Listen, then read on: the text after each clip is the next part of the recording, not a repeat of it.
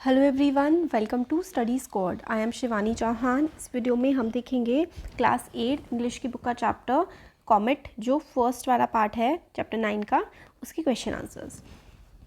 पहला क्वेश्चन है, why does Indrani Dev dislike Datta's hobnobbing with Divya. तो जो मिसेस इंद्रानी देवी थी, उनको जो दत्ता थे, उनकी जो हर समय वो टाइम स्पेंड करते थे दिव्या के साथ, वो क्यों पसंद नहीं था। तो देखिए, Indrani Devi dislikes her husband hobnobbing with Divya the telescope. तो दिव्या कौन थी? दिव्या थी टेलीस्कोप। तो हॉबनॉब का मतलब होता है मेल जोड़ बनाना, बहुत ज़्यादा फ्रेंडली होना।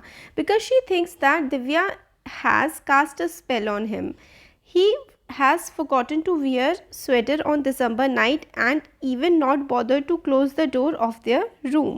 तो मतलब इतना ज़्यादा वो दिव्या यानी कि उनके टेलीस्कोप के साथ बिजी रहते थे मिस्टर दत्ता कि वो दिसंबर में स्वेटर पहनना भी भूल गए थे और उनके रूम का डोर तक बंद करना वो भूल जाते थे। नेक्स्ट क्वेश्चन है, she is complaining and smiling. Why is she smiling? तो वो कंप्लेन कर रही थी बट स्माइल कर रही थी। She smiles to think of forgetfulness of a husband. He is so forgetful that she has to take care of his needs. तो वो स्माइल कर रही थी क्योंकि उनके जो हस्बैंड थे वो चीज़ें काफ़ी ज़्यादा भूल जाते थे, और वो चीज़ें भूल जाते थे वो उनको मिसेस इंद्रानी को याद रखना पड़ता था। नेक्स्ट क्वेश्चन है, what was Datta's secret ambition, what did he do to achieve it. तो सीक्रेट एम्बिशन मतलब वो क्या चीज़ उनका एम्बिशन था या क्या वो करना चाहते थे सीक्रेटली, और क्या उन्होंने किया उसको अचीव करने के लिए, पाने के लिए। तो Datta secret ambition was to buy a good range telescope and to have sufficient time to observe night sky. तो उनका एम्बिशन था कि वो एक अच्छा बढ़िया मतलब गुड रेंज वाला बढ़िया रेंज वाला टेलीस्कोप ले और रात को अपना नाइट स्काई को ऑब्जर्व करें। तो after his retirement he bought N 8-inch telescope and installed it on the roof of his house. Having plenty of time, he regularly gazed in the sky at night. तो retirement के बाद उन्होंने वो 8-inch का telescope ले लिया, अपने घर की छत पे लगा दिया, और रात को वो उनके पास क्योंकि अब टाइम भी होता था, बहुत ज़्यादा रिटायर हो चुके थे, तो रात को अपना बैठ के ऊपर तारे देखा करते थे वो। नेक्स्ट क्वेश्चन है, what is the difference between a planet and a comet as given in the story. तो स्टोरी में हम लोग को बताया गया है कि प्लैनेट में और कॉमेट में क्या डिफरेंस होता है। तो both comets and planets orbit around the sun, but the orbit of a comet is highly eccentric whereas the orbit of a planet is fixed. A comet comes from the remote corner of the solar system. तो देखिए, comet और planet दोनों के दोनों सन के चक्कर लगाते हैं, बट जो ऑर्बिट होती है ना एक कॉमेट की, वो हाईली एसेंट्रिक होती है, मतलब कुछ फिक्स नहीं होती है। बट जो प्लैनेट की ऑर्बिट होती है, ऑर्बिट का मतलब होता है जो प्लैनेट चक्कर लगाते हैं सन के अराउंड, वो काफ़ी ज़्यादा फिक्स एरिया में ही लगाता है। नेक्स्ट क्वेश्चन है, why was Datta hopeful that he would discover a new comet soon. तो दत्ता क्यों होपफुल थे कि वो नई कॉमेट को डिस्कवर कर लेंगे जल्दी ही। तो आंसर है, Datta hope to discover a comet soon because the professionals with gigantic telescope had pre assigned programmes to look at faint stars and nebulous galaxies. They hardly took notice of the appearance of new comet.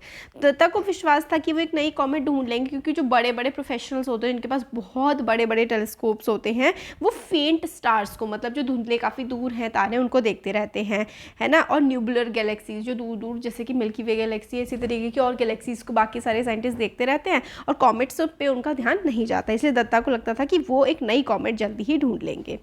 Next question है, why does Dutta से I almost wish I had not discovered this comet. तो दत्ता ऐसा क्यों कहते हैं कि वो मतलब ऑलमोस्ट वो उन्होंने विश किया कि भाई काश ये कॉमेट जो उन्होंने डिस्कवर की है वो की ही ना होती। तो ऐसा क्यों कहा?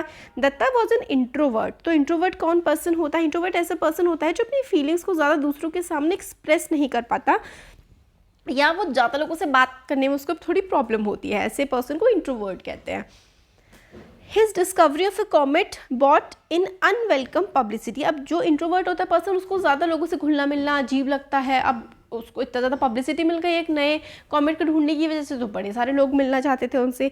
He was regularly invited to many functions and reception which he did not like, so he wished he had not discovered the comet। तो अब उनको काफ़ी फंक्शंस में, रिसेप्शंस में, अलग अलग जगह इन्वाइट किया जाता था, वो उनको पसंद नहीं था क्योंकि वो एक इंट्रोवर्ट थे। तो वो सोचते हैं कि काश मैंने कॉमेट ही ना डिस्कवर की होती। नेक्स्ट क्वेश्चन है why his wife unhappy about the discovery, अब उनकी वाइफ क्यों अनहैप्पी थी इस डिस्कवरी से। तो Indrani Devi believed in superstition, in her opinion comet bought in calamities in the world, she disliked her husband association with such unfortunate object। तो इंद्रानी देवी जो थी वो थोड़ी अंधविश्वासी थी, सुपरस्टिशंस में बिलीव करती थी। वो सोचती थी कि जो कॉमेट्स होती हैं वो कैलामिटीज़ यानी कि कुछ वो होते हैं ना, जैसे अर्थक्वेक हो गया, सुनामी हो गया, इस तरीके की कुछ आपदाएं लेकर के आती है, और उनका हस्बैंड उनसे जुड़ा हुआ था इस तरीके की कॉमेट से, तो उनको अच्छा नहीं लग रहा था। नेक्स्ट पेज नंबर 80 पर है how did sir John get hold of James original manuscript. तो सर जॉन को जेम्स की ओरिजिनल मैन्यूस्क्रिप्ट वो होती है जो हम हाथ से कोई चीज़ लिखते हैं। तो इसका आंसर है James sent his original manuscript to Nature for publication. Nature's editor Taylor was Sir John's friend. At lunch, he gave it to Sir John to get his opinion about it. In this way, Sir John got hold of James' manuscript. तो James ने भेजी थी और फिर sir John को कहा गया कि उसको देखें, इसलिए तो इस तरीके से सर जॉन जो है उनको जेम्स की मैन्युस्क्रिप्ट मिल गई थी। नेक्स्ट क्वेश्चन है what is important point the paper makes. तो पेपर में क्या इंपॉर्टेंट पॉइंट था।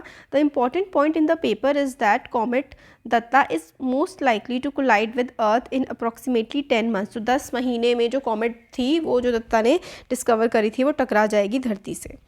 नेक्स्ट क्वेश्चन है why does sir John say that James paper should not be publish. तो सर जॉन क्यों कहते हैं कि जेम्स का पेपर, जेम्स एक पर्सन है, उसका पेपर जो उसने इन्फॉर्मेशन लिखी थी वो पब्लिश नहीं की जानी चाहिए।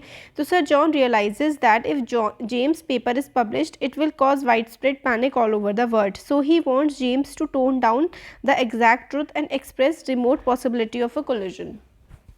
तो जो सर जॉन जो हैं वो रियलाइज़ करते हैं कि जेम्स के पेपर में लिखा हुआ है कि जो कॉमेट है ये टकरा जाएगी धरती से। अब अगर ये चीज़ बिल्कुल क्लियरली पब्लिक को बता दी जाती तो बहुत ज़्यादा मतलब होता है ना कि गड़बड़ी सी क्रिएट हो जाती, लोग परेशान हो जाते। तो इसलिए जो सर जॉन होते हैं वो कहते हैं जेम्स से कि भाई अपने पेपर में लिख दो कि हाँ पॉसिबिलिटी है टकरा सकती है बट पक्का नहीं है ना। नेक्स्ट क्वेश्चन है what do the two man finally decide to do. तो दोनों ने क्या डिसाइड किया finally the two man agree that a secret conference of experts from all over the world be called in a week's time. Together they will discuss a way to save the world from the imminent disaster. तो फिर ये decide हुआ कि सारे के सारे जो scientist हैं वर्ल्ड के उनको बुलाया जाएगा कॉन्फ्रेंस में और फिर ये डिसाइड किया जाएगा कि किस तरीके से दुनिया को बचाया जाए क्योंकि वो कॉमेट टकरा सकती थी। अब इसके जो आगे का चैप्टर है ना वो हमारा चैप्टर नंबर 10 है, उसमें इसके आगे की इन्फॉर्मेशन है। तो इस चैप्टर में इतनी क्वेश्चंस थे। Thank you.